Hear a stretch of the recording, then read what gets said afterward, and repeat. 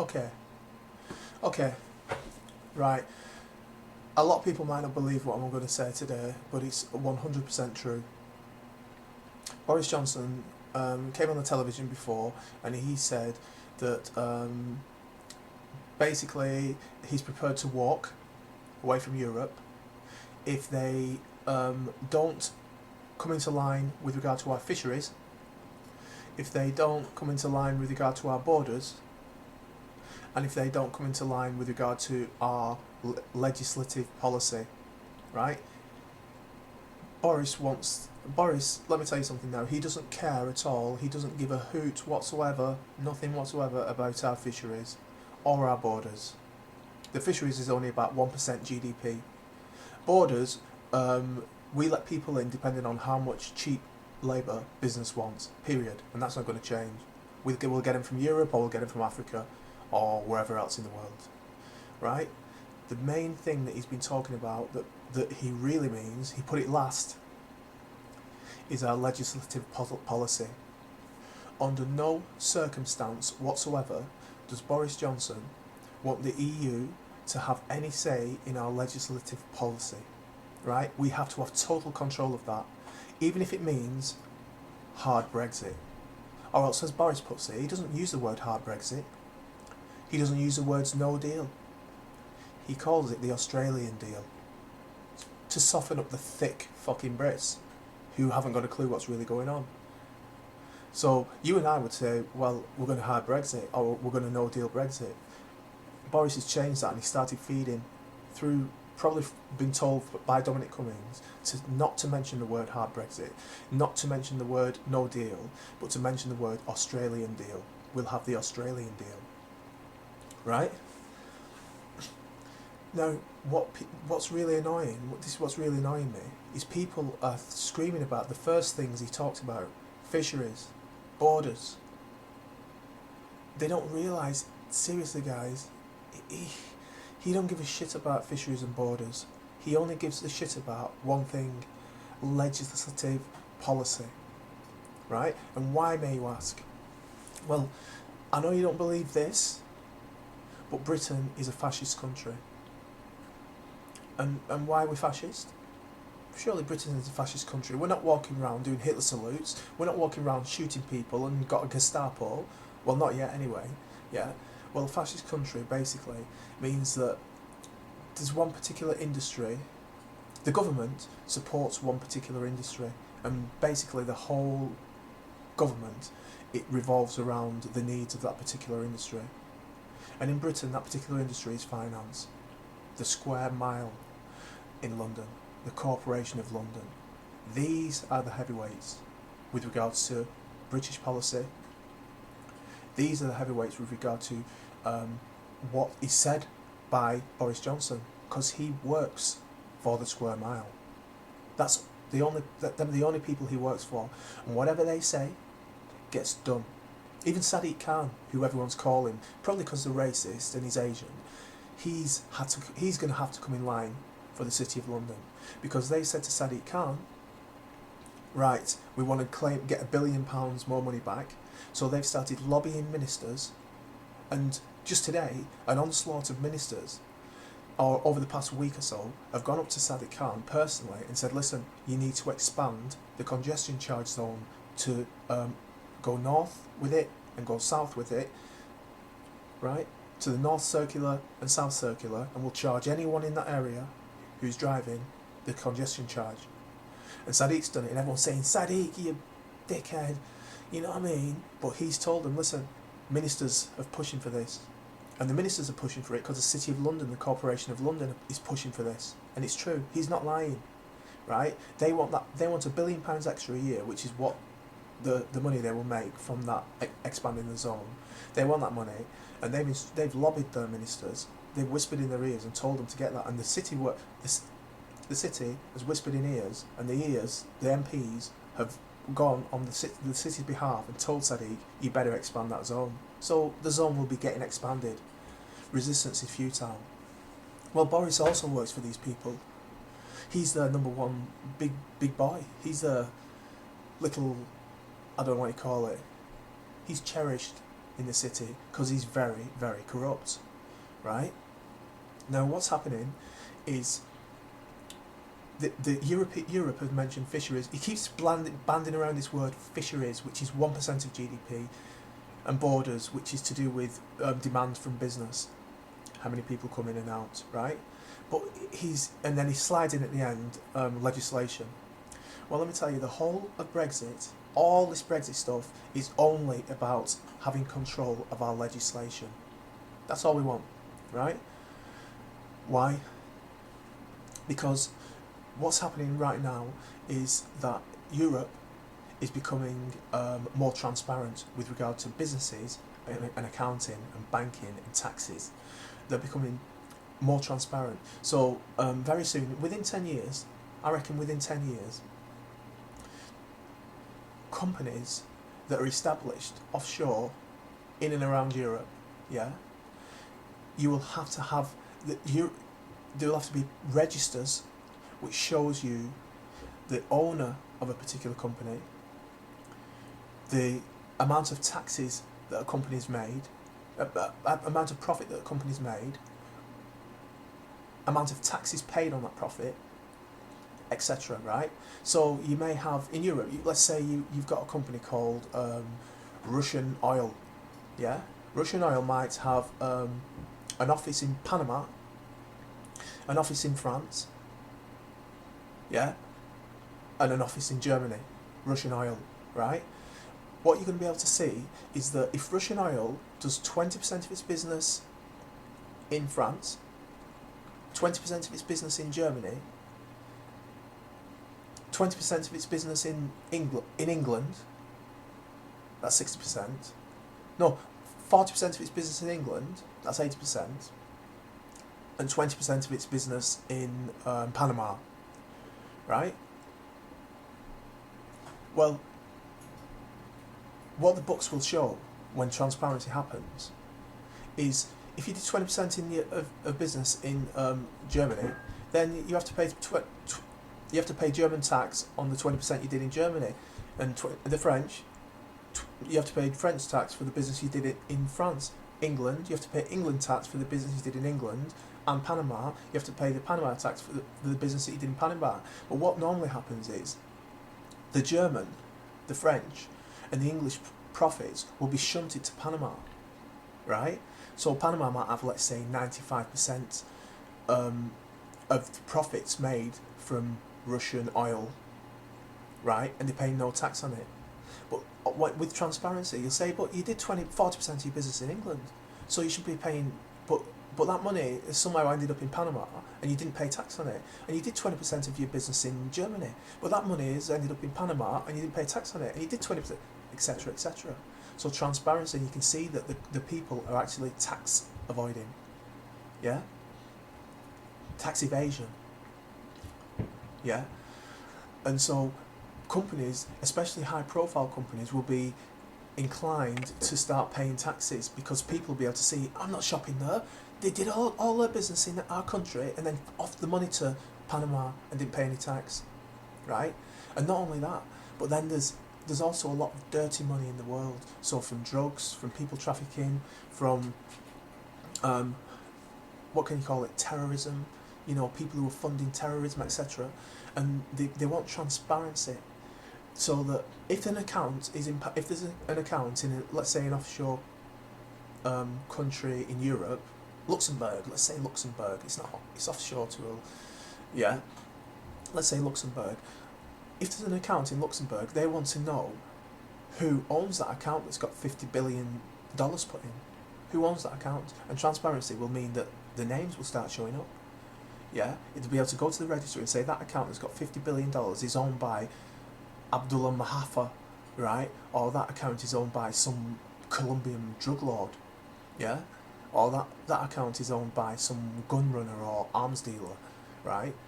And that account, that money from that account was used to finance British hospitals. You see, it's going to open everything up, and everything's going to be transparent. And you can see that the people who are running these PFI schemes to fund British hospitals are drug lords, terrorists. You know what I mean? You'll be able to see what's going on. So that's going to make people frightened, yeah? It's going to make people frightened, and they're going to think, well, where can I put my money? Because even in the offshore jurisdictions in Europe, they can see that, you know, they can see who I am, and they can see, or else some company, some leader from a developing country, you know, he's speaking on television about how his country's poor and he needs help from around the world. Yet he's got 500 billion in his bank account and his name's on the bank account. You know what I mean? Or his wife's name or his uncle's name. It's all going to become transparent. So they can't. It's going to stop this tax haven and secrecy jurisdictions. It's going to put an end to all this secrecy, right? This is why we Brexited. Because Britain has 3 crown dependencies, Isle of Man, Jersey, Guernsey, yeah, and 14 offshore territories, including like Gibraltar, British Virgin Isles, Cayman Islands, and many more, right? But what people don't realise is the offshore jurisdictions around the world contain about $57 trillion worth of assets. 57 trillion. That's a lot of money. A trillion's 1,000 billion. So 57,000 billion. And a billion's 1,000 million. So 57,000 million dollars worth of assets are in these locations. Right? 1 minute.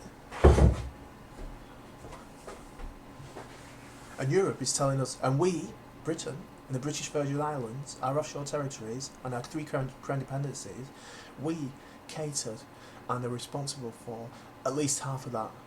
$30 trillion worth of assets. So as Europe starts becoming more transparent, and America is pushing towards transparency, even though it's resisting strongly, especially with Donald Trump around, right? Because he works for his financial districts, right? Where are they going to put all this money? They're going to put it somewhere. I think Bermuda's an independent offshore place that they could start sticking it. Yeah, but we own most of it. We run most of it. So Britain doesn't want to give that up and show transparency under any circumstance whatsoever. And with the British way of offshore banking is based around these things called trusts. And trusts are the most secretive device. If you set them up properly, they're the most secretive device in the world. You can set up a trust where I robbed everyone, I own the money, yeah, but I put it in a trust, and the trust distances me from that money. And if they do it right, it's like nothing on earth will show that I actually own that money. Yet I can still control that money, and I can have beneficiaries who supposedly are meant to benefit from the money, and I can get that money back via loans, and it gets complicated, via loans and different investments, etc. Getting these trusts, and shell companies opened up under these trusts, and bank companies opened up under these shell companies, etc. to start investing in my projects. And you can make such a large web around the world, from the British Virgin Islands to the Cayman Islands to the Isle of Man to Jersey to London to, you know, before you know it, it's impossible, even to Panama, which we don't run, but we can start shifting money there and back and everything. I'll tell you, no one's getting to find out that you're a terrorist leader, that you're the biggest drug dealer, that you're a government funding wars in Africa or Syria. You know, no one's going to find out. This is what these accounts are used for. And this is why there's so much of the world's wealth held in them, held by governments, held by government officials, held by crooks and criminals. Yeah? Tax-free. This is what they're about. And there's no way on earth, and this is what Britain's main economy is. And Britain's main economy now is finance. And we've got the whole... We're number 1 in the world. Number 1. There's nobody... You think, oh, America's going to be bigger, New York's going to be bigger than you, Hong Kong's going to be bigger than you. That used to be us. Hong Kong's going to be bigger than you, Japan's going to be bigger than... No. We're number 1, right? And we're not going to give up all this money due to transparency. Right? We've got all these trillions and trillions of dollars, and there's no way, and this is why Brexit was pushed for, because we don't want to give that transparency over to We don't want to get involved in legislation that makes our accounts transparent. That's the only reason. Now, another thing that's happened is that you don't realise is something may happen in the British market, right, where the pound drops or the pound rises, it strengthens, and it's in our interest to keep the pound kind of stable. Let's say one pound GBP USD is like 1.28. You get $1.28 for each pound. But something may happen in Britain, a catastrophe, or a bad bit of news, right? And the pound drops or rises, and we want to support it. We want to keep Britain looking steady and stable. So how can we do that? Let me tell you something now. The pound drops, goes down or goes up depending on supply and demand. When people want a lot of pounds, want more pounds than there are in the system, etc., yeah, the price goes up, the pound goes strong. When there's so many pounds in the system, the supply is just too great, the pound goes down with respect to the dollar. It's like a tooth.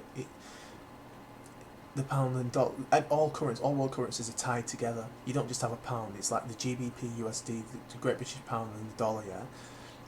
So let's say our pound was dropping, and for some reason it was affecting our trade. We had some massive import deals. I don't know, just making something up. Let's say we had a £500 billion worth of aircraft to order, or from Saudi or something like that. Or they were buying aircraft from us. They were going to pay their 500 billion on this day. Yeah. Now, and the pound was dropping. Yeah. So we won't get as many dollars, etc. to the pound. The pound was getting weaker. So our exports, if the pound was getting weaker, our exports are getting cheaper. Yeah. And if it's a guaranteed deal, we don't want our exports to get cheaper. We want more money. You know what I mean? So what we can do is let's say HSBC in London can tell HSBC in the British Virgin Isles to transfer $500 billion to HSBC in London. So the key in suddenly the HSBC in London has got $500 billion from nowhere. Well, from its offshore companies, yeah. And then we can spend $500 billion. We can start buying dollars. We can sell these dollars in foreign exchange. It's called the foreign FX market, the foreign exchange market. We might sell these dollars, all 500 billion of them, just for simplicity's sake, right? And what does that do? That floods the market with dollars, yeah, making the dollar supply out there in the system phenomenal. It's massive. There's dollars everywhere, yeah. So the price of the dollar goes down, yeah. So the GBP, the pound with respect to the dollar goes up. Do you understand? So we can stabilise our currency, rig the market by using this offshore currency. And there's so much we can never get a problem. We can never have a situation that's going to be too much of a problem. We can make the British economy, even if the pound dives or goes up, inflates or deflates massively, yeah, we can make it look like this British pound is just constantly stable using these dollars that we've got in offshore bank accounts, and we've got trillions of them, yeah, and this city knows this, so it's a big part of our economy, right, and Britain is number one in the world for foreign exchange. I wonder why. Think, people. Yeah, I wonder why. Because we decide, we rig. This one, it's so bad. People don't believe it. We rig the price of the pound, GBP USD. We rig it. America's doing it against us. They'll be doing the same with their offshore territories in Panama and Bermuda or whatever. But we rig it, and people don't believe that the banking sector is really this corrupt, right? We rig the price of the dollar, the GBP USD, and there's people in France and Germany who rig the price of the euro.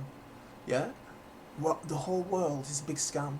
It's like a casino where there's a lot of dirty money going around, and they're using it to sustain currencies, etc., and to break currencies. And and you probably don't believe this, but in them offshore bank accounts, let's say Saddam Hussein came, I know he's dead, and dropped a bomb on fucking Britain, yeah? Or gave a pod of terrorists $1 million or £10 million, it probably comes from one of our offshore bank accounts. That money that Saddam Hussein is using against our country, yeah, is secretly stashed in our own bank accounts. But we keep our mouths shut. Secret. We will take anyone's money, even if that money is to be used against us as a country. We don't give a shit. That's how private Britain is, and that's how strong it is, and that's why people want to move their money into British jurisdictions. You think, nah, no way. This is exactly what's going on. You know what I mean? This is exactly what's going on. There's new deals called PFI, right? This is what our government used to build hospitals, prisons, roads, etc. And imagine if transparency came in. Oh, who funded these PFI deals? Who were these people getting 15% interest of the British tax people? You might say Saddam Hussein, Boris Johnson. You know what I mean? David Cameron, Donald Trump, Pablo Escobar. When we can see who owns all these trusts that we're getting these loans from, but it's not, it's secret, top secret.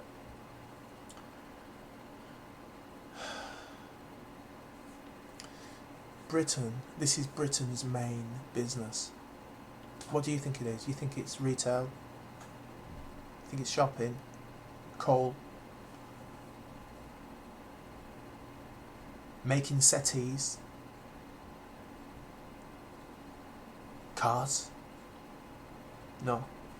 This is our number one business, and it's weighted so much towards finance, financial instruments and offshore banking. This is what we do, but people don't realise this. This is what we do. All the brains of Britain, your Oxbridge graduates, your top engineers, your mathematical geniuses, your biochemists, where do you think a lot of those go when they leave university? Where do you think the real brains in Britain go when they leave university?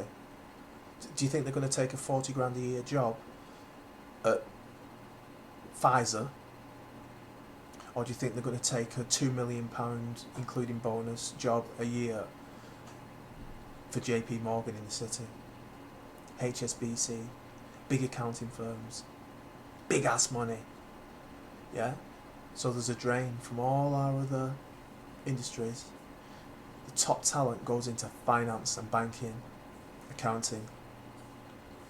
And so the other industries suffer, yeah? Even infrastructure is built up around that.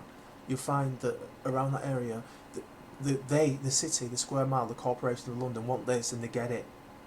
We need to change this and they get it. We need a congestion charge, they get it. All that money comes back to the City of London. PFI deals all comes through the City of London. They arrange it and they deal with these offshore bank accounts. We are really corrupt. Really, really, really corrupt, like you would never imagine. This is what we do. And Boris Johnson is their boy. He is corrupt. Let me tell you something now. If Boris Johnson doesn't have secret offshore bank accounts, trusts, bank trusts, offshore trusts, if he doesn't have offshore trusts filled with millions of dollars, I hope to God I fucking drop dead tonight. Kill me right now. Strike me fucking down. Same goes for David Cameron. I guarantee with my fucking life. I hope my mum drops dead tonight. My mother. Kill my fucking mother tonight. If Boris Johnson and David Cameron don't have massive finances in offshore jurisdictions under privacy laws. This is what it's about. Donald Trump as well. Kill my kids. I hope they fucking die. I hope my kids die if I am wrong. I'm not kind of sure about it. I'm 100% sure about it. This is how the country works. It's all, the real finance and the real government is all about money and power and dodgy money, offshore, tax-free. Do you know what I mean?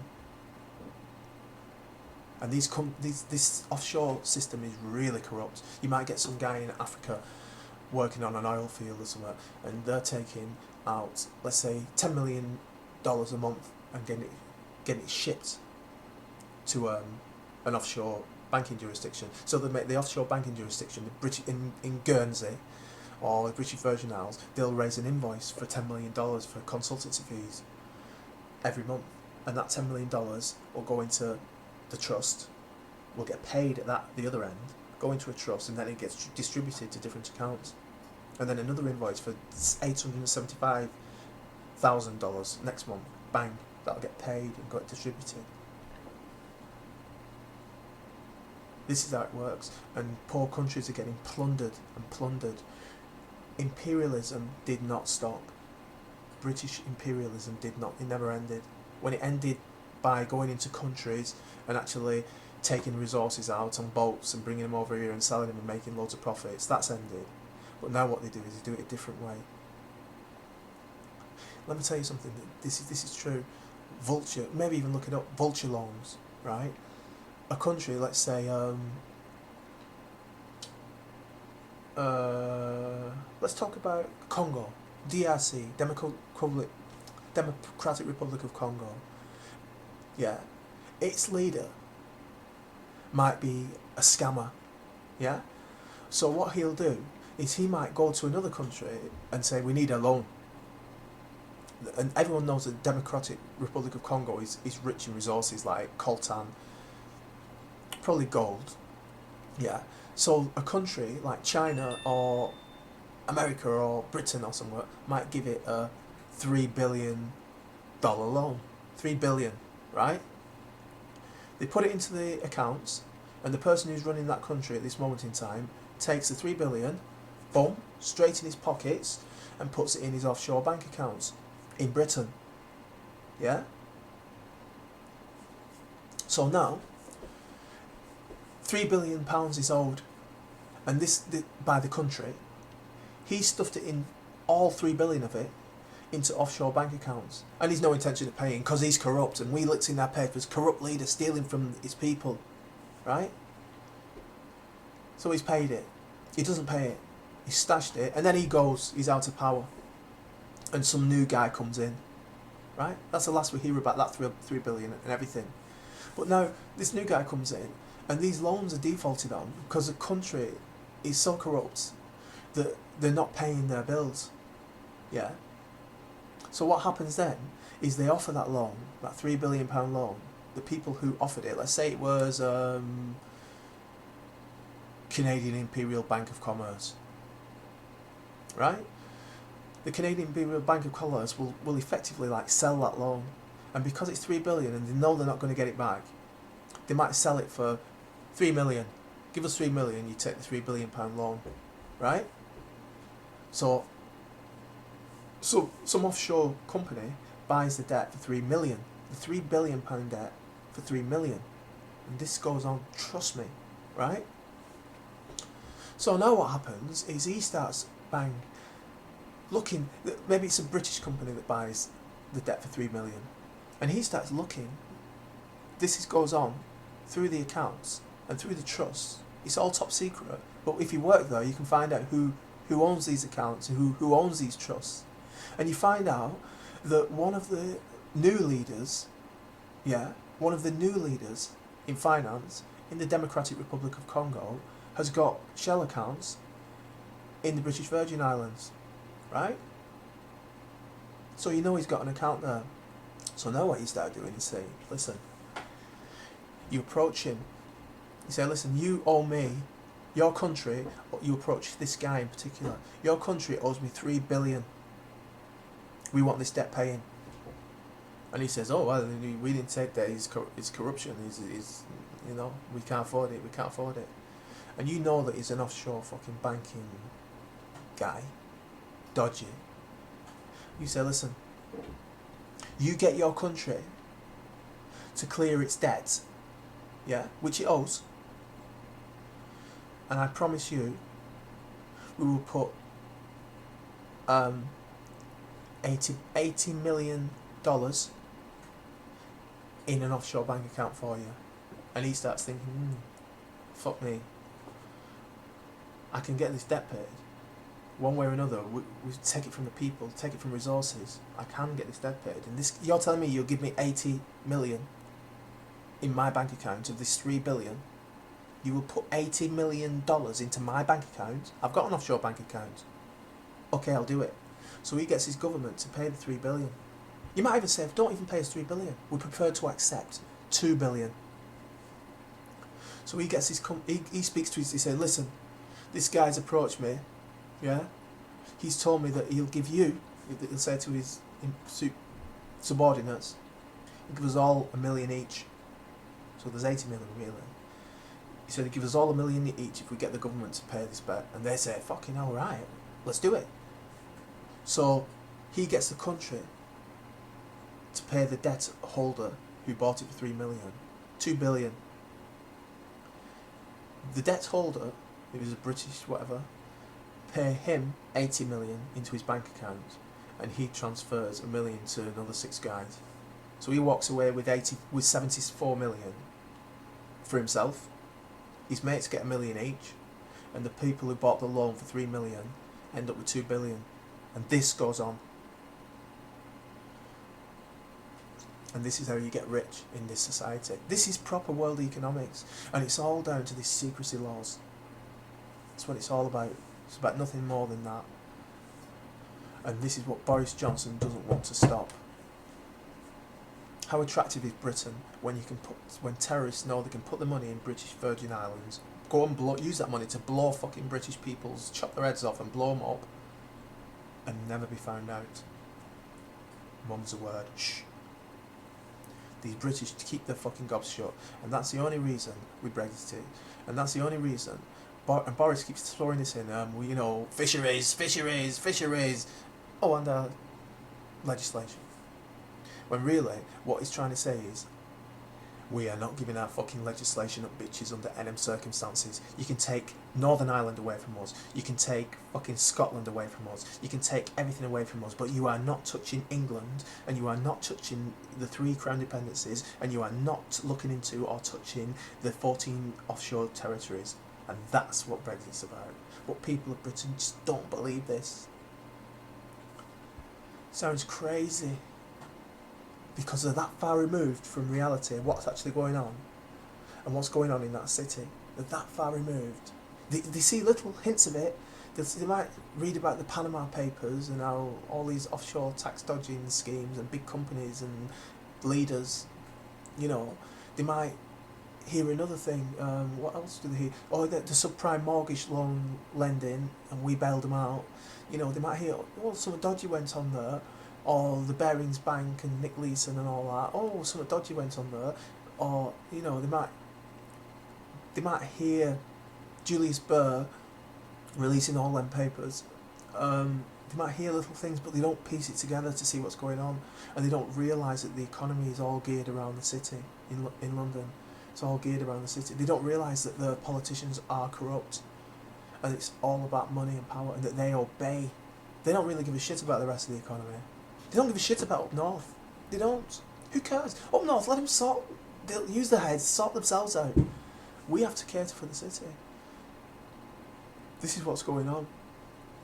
You know what I mean? If you do a slight VAT fraud or tax fraud, mispaying your tax, you'll have HMRC knocking on your fucking front door and taking you to court and sending you to prison. Yeah? Yet all these financial institutions and law firms and accountants are spending their lives making sure that people who make money in Britain pay 0 tax in our offshore companies. And no one's chasing them. But they'll chase you. You don't understand, it's all about looking after the wealthier and making them even more wealthy at the expense of you. This is what's going on. But British people, they're too dumb to realise, and whoever watches this video will probably not believe it. Probably think, nah. I could give you loads of stuff to real literature, real accounting discussions, banking discussions, real information about all this kind of stuff that's going on. It ain't no David Icke bullshit. He don't know what's really going on. He thinks it's about... He knows there's some kind of control, I think. I don't know that much about what he's into. But from what I hear, David Icke, he's a conspiracy theorist. He's not really... I don't know, I think he knows there's controlling structures, but he's not based around the facts, from what I can see. He's not pulling figures out. He's not looking into economy. He's not looking at the structure of the city. He's not looking at Boris Johnson and all politicians who's lobbying them. He's not looking at who's lobbying Europe. You know what I mean? He's not looking at the quantities of money in offshore banking systems. He's not looking at, he's not looking at the financial, the laws, the people fighting against this who are trying to get things done about this. And he's not looking that they're getting brushed aside. Nothing's happening. He's not looking at European legislation, British financial legislation. And he's not looking that none of it's getting implemented. He's not looking at the G8 signing agreements, you know what I mean? Yet nothing's getting implemented.